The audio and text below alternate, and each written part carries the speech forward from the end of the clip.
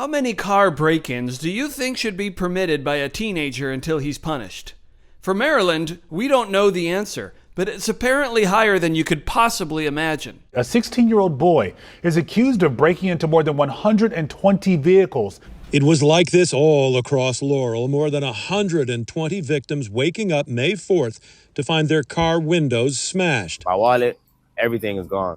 The thieves caught on camera breaking glass, stealing what they could in Laurel, Howard, Anne Arundel, and Prince George's, hitting, and that number is worth repeating, 121 cars in one night. They were breaking out windows, a lot of times not even checking to see if door handles are open. They're just breaking out windows, rummaging through. They were just simply going through neighborhoods and targets of opportunity, breaking into cars. If there's something in there, they would steal it. If there's nothing in there, they'd move to another car. As you've seen the video, they move pretty quickly. The vehicle that's being driven by one of the suspects is normally a stolen vehicle. The people that are breaking into the cars, they aren't venturing too far from the vehicle. And our understanding is they do that because if the police arrive or some other interruption occurs, they can quickly get back into the car and get out of the area. Now let's ask the question you already know the answer to. Did this kid face any punishment for this? We arrested a young man, 16 years of age, and managed to link him to all 121 events throughout the region. A search warrant was served at his home, resulting in the recovery of numerous credit cards, over 20 sets of vehicle keys, and other evidence linking him to these crimes. The young man was arrested and brought to the station. Now, I would like to tell you that's the end of the story there, but that's not the end of the story.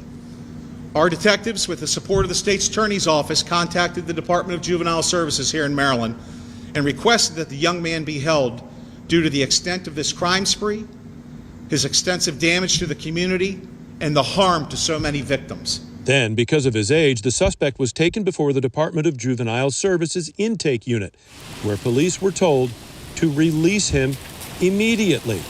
Hamill today speaking out about Maryland's catch and release juvenile policies. They noted that he did not have a prior record, although I would offer well over 100 cases in one night gives you a pretty good record to go on.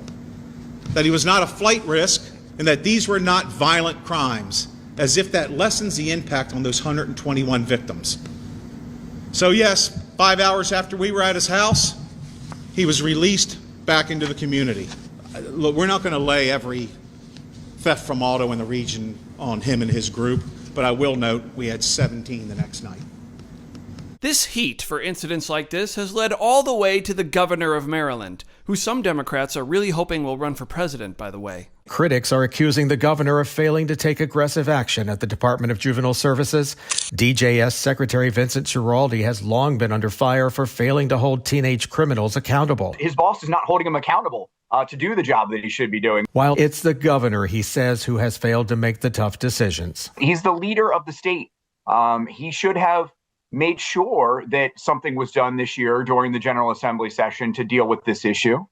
And in addition to that, the governor is also the person that hires the Secretary of Juvenile Justice. Last October, 19 sheriffs signed off on a letter demanding the resignation of current DJS Secretary Vincent Schiraldi. The letter focused more on violent crimes, a murder case in Columbia, Maryland, where the suspect allegedly committed the crime after DJS released him with an ankle monitor.